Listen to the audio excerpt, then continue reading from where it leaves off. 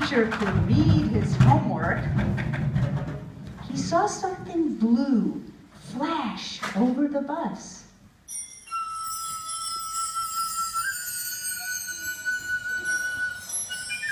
It was a great blue heron. It landed near the riverbank and began to search for fish.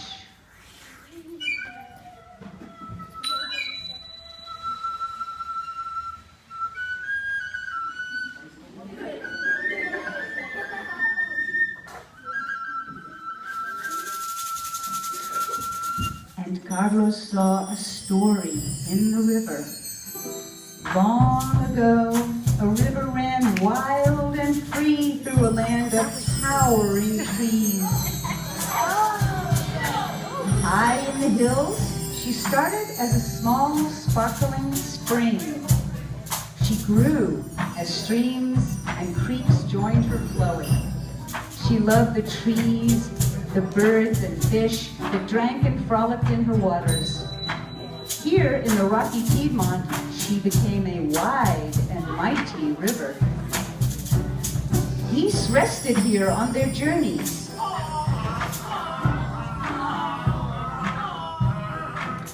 Owls hunted on the banks.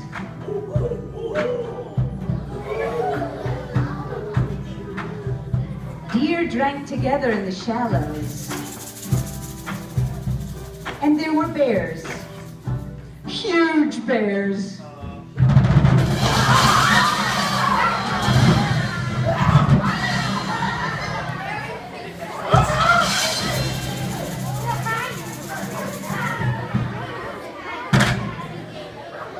Possum raised their young in the branches of the trees.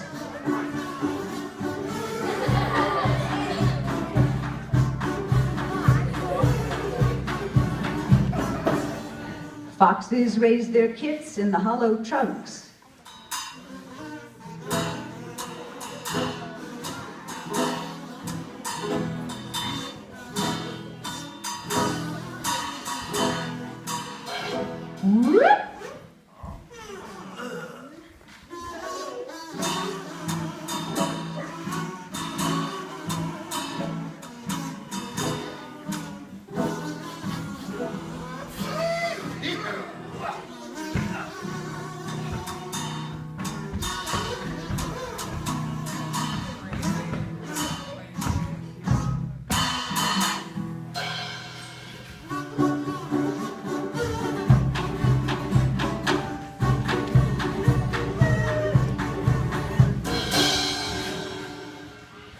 The river was the hall, and people lived here too.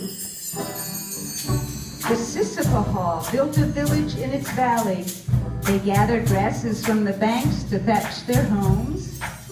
In the forest, they cut rings in the bark around the trees so that the trees died and lost their leaves and the sunlight reached the ground. In these clearings, the people planted corn and squash and beans, the three sisters. They rode on the river in canoes.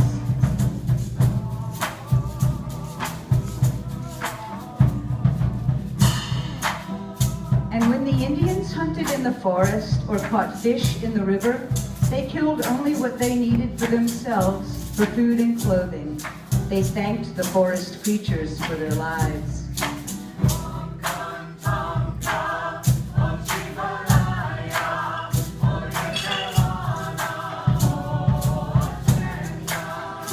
The people lived in the valley for generations and looked to the river for food and water, beauty and life.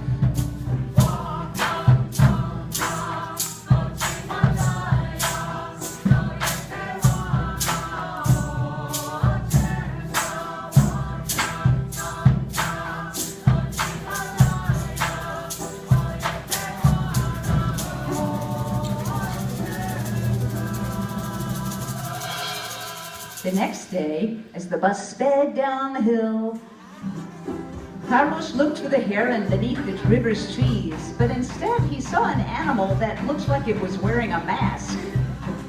It was washing something.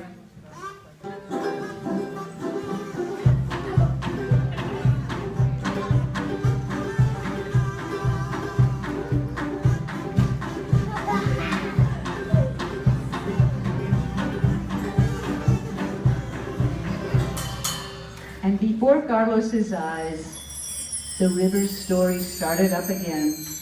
Different people had come to the hall.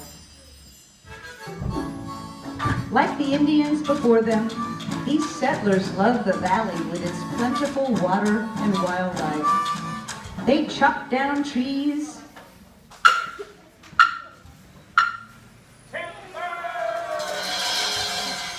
to plow and plant open fields of wheat. Come, ye thankful people, come, praise the song of harvest home. And to raise their animals. They had cows, and they had some pigs, and you know they had chickens.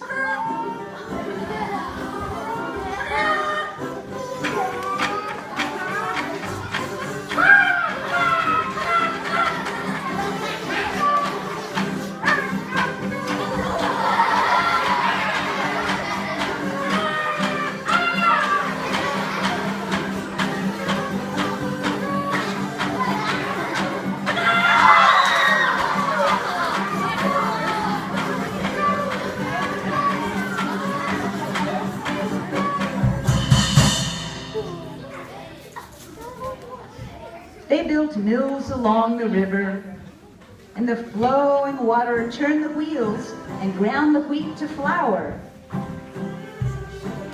The settlers feared the darkness of the forests, and they cut the wilderness back from their villages.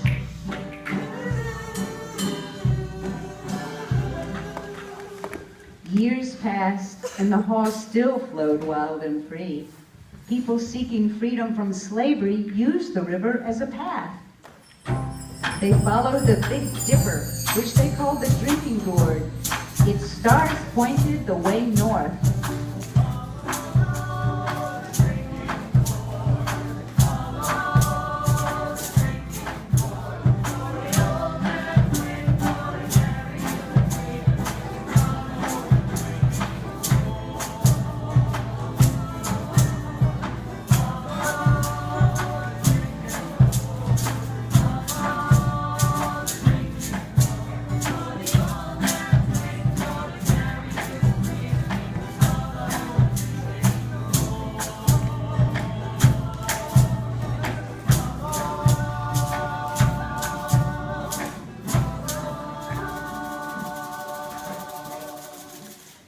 Still swam from bank to bank. Frogs leapt.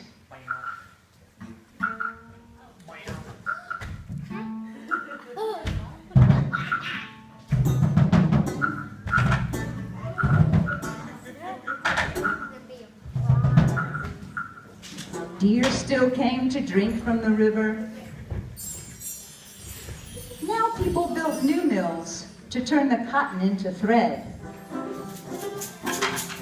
and to weave the threads into cloth. The mills dyed the cloth and dumped leftover dye and fiber into the river, and as the mills dyed cloth green, blue, yellow, and red, the Haw ran whatever color the cloth was dyed.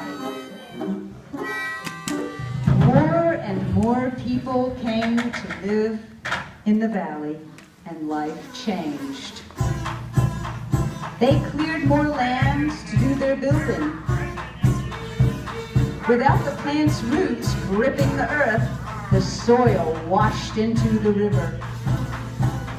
The river grew sick, and the plants and animals grew sick too.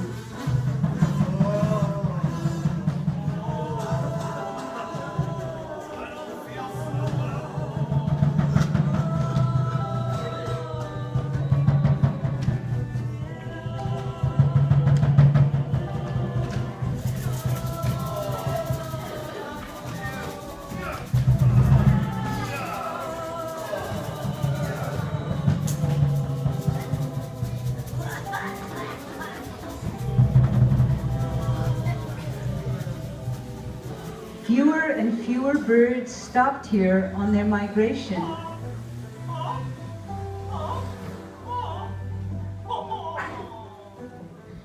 And the people stopped seeing the river that struggled quietly beneath their lives and the lives of the plants and animals.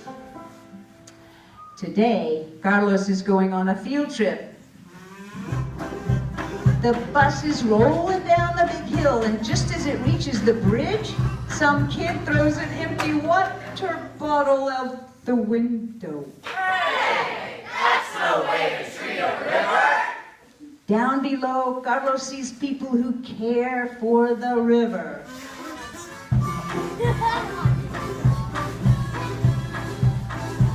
They're wearing gloves and carrying trash bags. They're picking up litter and checking for anything unusual. They share their information with a stream watch group who's got critter ID sheets and little nets. They're measuring the health of the water by the critters who live in it. They send what they find out to a scientist in a lab who analyzes their data and records the information to see if water quality is improving. And he sends what he learns to an environmental group who spread the word with letters to newspapers, with books and flyers, teaching and leading hikes and boat trips on the river. Carlos sees other people with protest signs and petitions. They demand that lawmakers pass laws to keep the factories from dumping into the river, and laws that make sure buildings are built farther from the river. This land was made for you and me. These laws give the river space to breathe